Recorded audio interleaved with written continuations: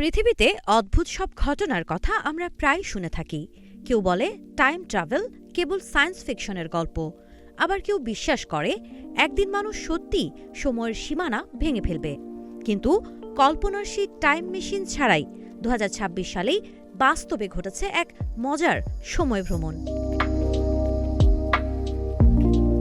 ভাবুন তো, নতুন বছর 2026 উদযাপন করে বিমানে উঠলেন আর নামলেন এমন এক জায়গায় যেখানে তখনও 2025 সাল শেষই হয়নি। ঠিক এমন অভিজ্ঞতার সাক্ষী হয়েছেন ইউনাইটেড এয়ারলাইন্স ও ক্যাথে প্যাসিফিকের কিছু ভাগ্যবান যাত্রী। সম্প্রতি এ বছরের শুরুতে ঘটে গেল এমনই এক নাটকীয় ঘটনা। এভিয়েশন ডেটা প্ল্যাটফর্ম OAG এর তথ্য অনুযায়ী অন্তত 14টি যাত্রীবাহী বিমান 1 জানুয়ারি 2026 যাত্রা শুরু করে, কিন্তু গন্তব্যে পৌঁছায় 31 ডিসেম্বর 2025-এ। এর মধ্যে সবচেয়ে আলোচিত ছিল ক্যাথে প্যাসিফিকের ফ্লাইট CX-880।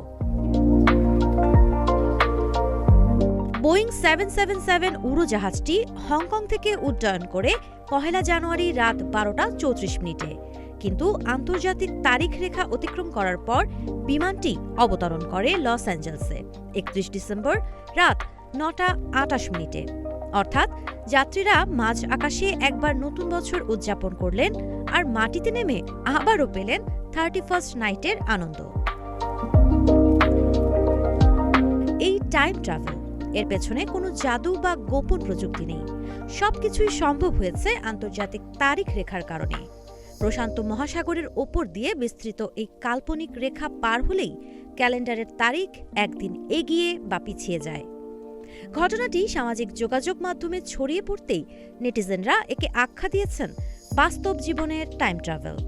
ইউনাইটেড এয়ারলাইন্সও যাত্রীদের এই বিরল অভিজ্ঞতার জন্য শুভেচ্ছা জানায়।